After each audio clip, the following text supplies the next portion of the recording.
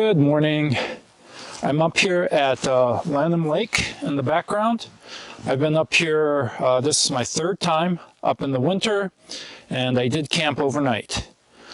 And this morning, it's about 8 a.m., right around freezing, so 32 degrees on my thermometer and lightly snowing.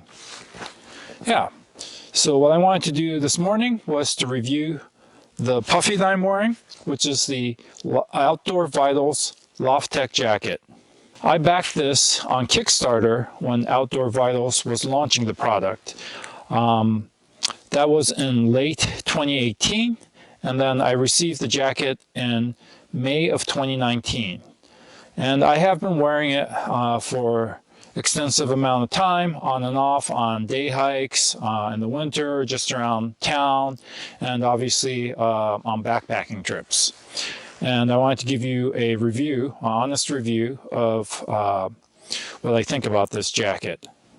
Okay, so briefly, when they launched the product, they had a Kickstarter page. The main attraction for me was that this was a synthetic puffy. I live in the Pacific Northwest. It's humid, it's wet, it rains a lot, and down isn't the ideal insulation.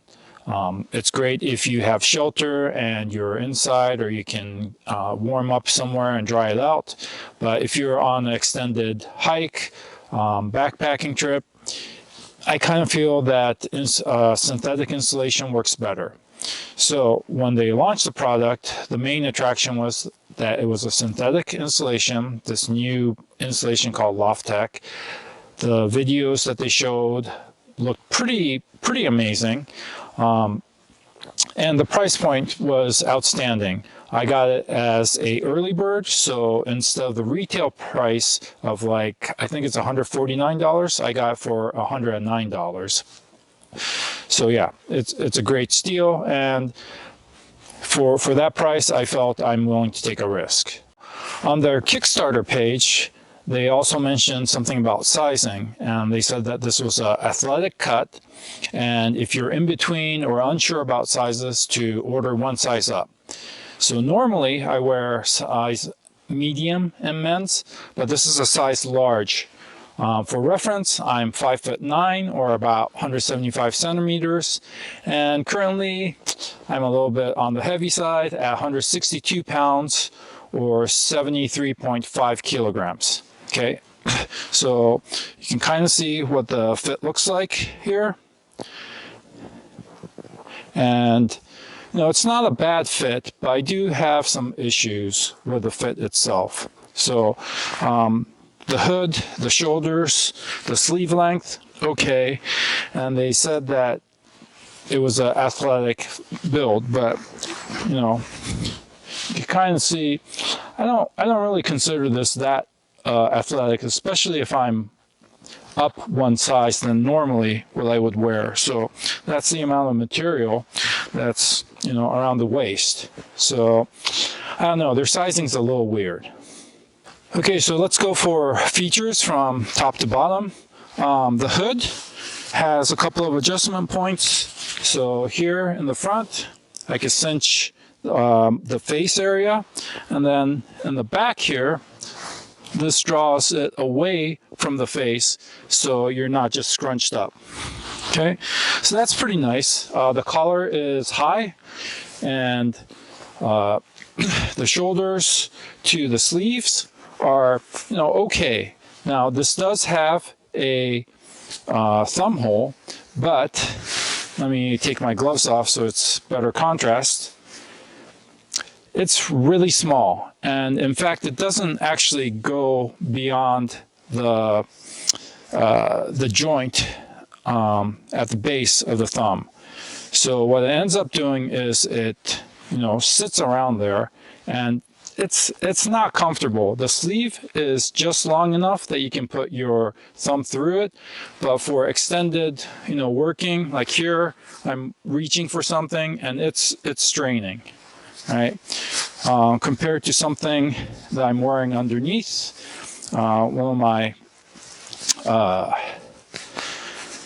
fleece layers, this has a super generous cut, and it actually goes around the base of the thumb. So this is a much more comfortable, and the sleeves are a lot longer. So I find this thumb hole to be practically useless. I don't really use it. And yeah, I don't know why they designed it this way, but I don't think it's a very good design. Okay, so going on down from sleeves and shoulders, there are underarm pit zips, so this is great for venting heat, obviously.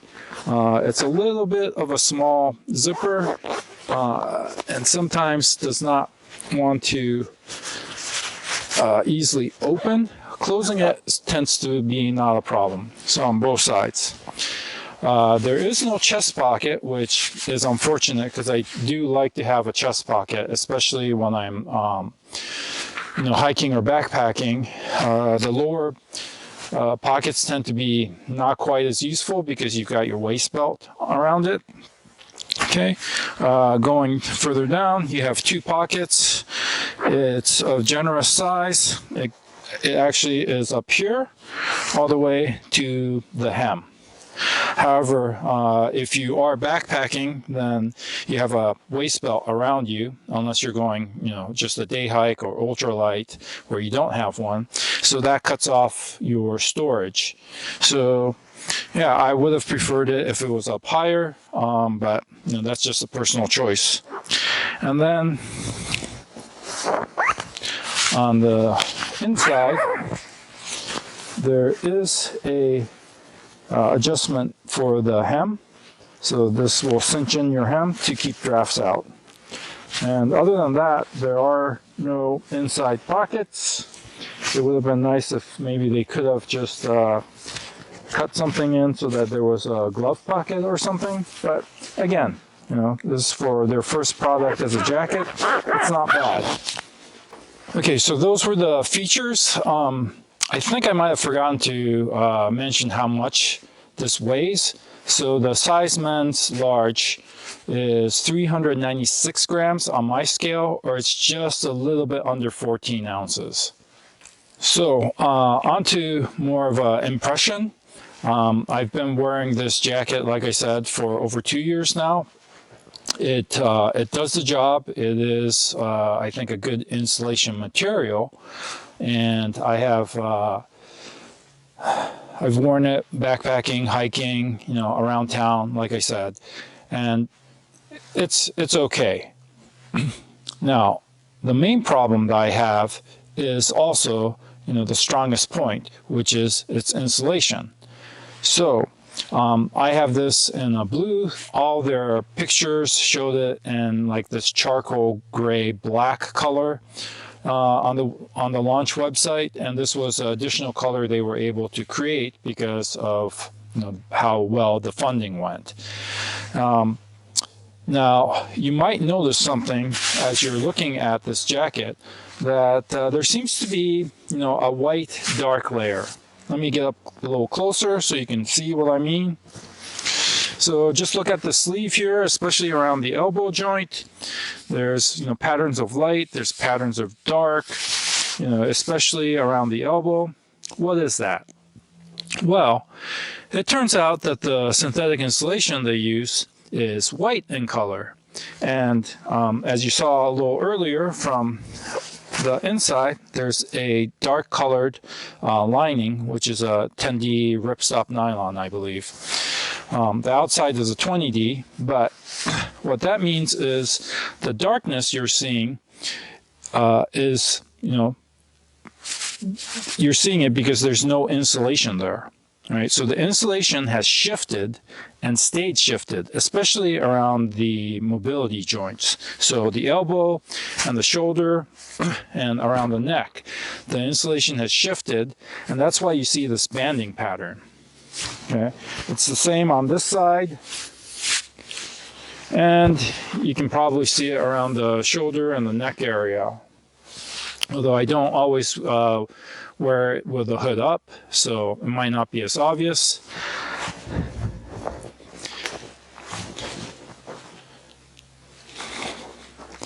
Yeah, so that's not great. All right.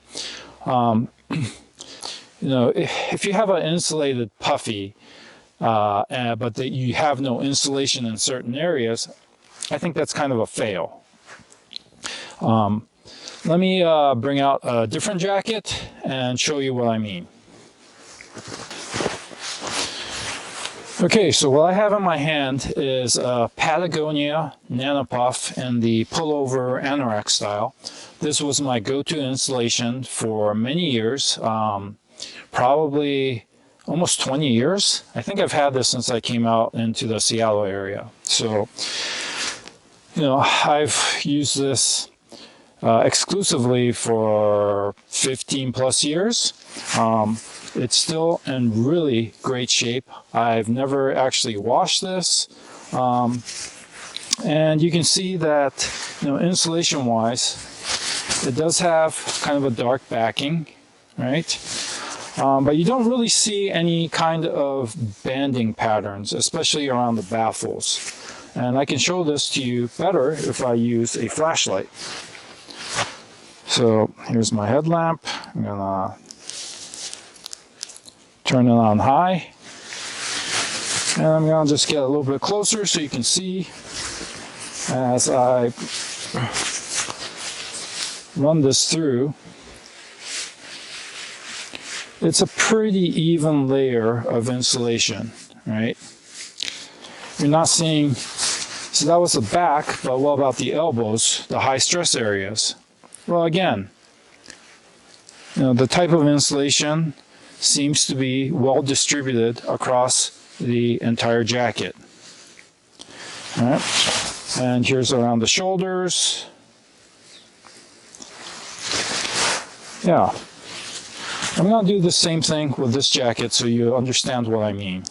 Okay, so here I have the jacket, the Lofttek jacket, and we'll try the light test.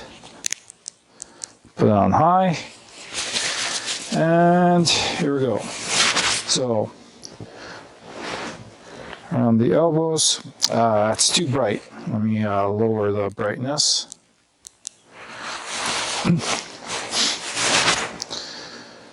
So hopefully you can see this. You know, areas like this inside the baffle seems to be pretty well distributed, but then you come up to the joints, right? And you can see a lot more light shining through. Instead of the insulation, you know, you see a bright spot. So light is just coming through.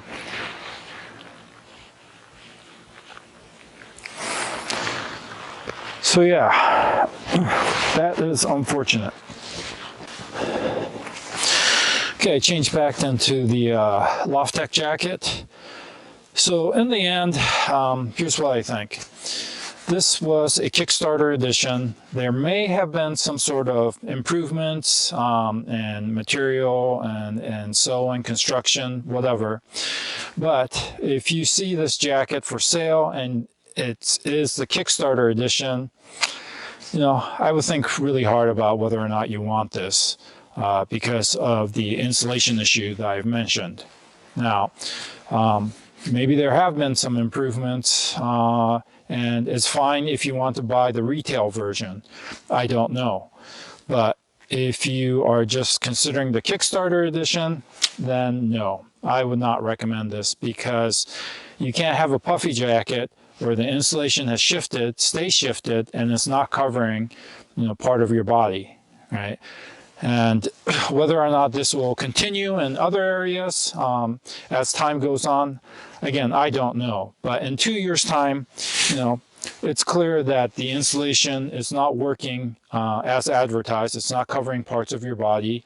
You know, if this was a thermograph, you'll see heat just pouring out of these dark areas where there is no insulation. So unfortunately, I'm going to have to say I can't recommend Outdoor Vitals Lofttek Jacket Kickstarter edition.